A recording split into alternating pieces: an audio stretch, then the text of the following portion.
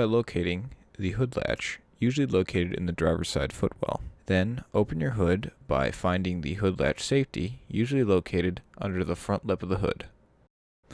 Now, find your filler cap for your oil and check to see what's printed on there. That will be the weight of the oil you need to use when refilling your oil. Now, locate your dipstick. If you have any questions on where it is, you can always consult your owner's manual. Pull out the dipstick and wipe off the oil so you'll get an accurate reading, then reinsert it.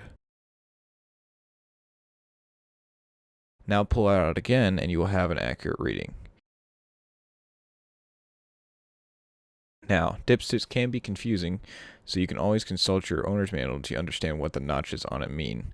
Or, you can always take it to an auto care center and ask a professional if you have any questions.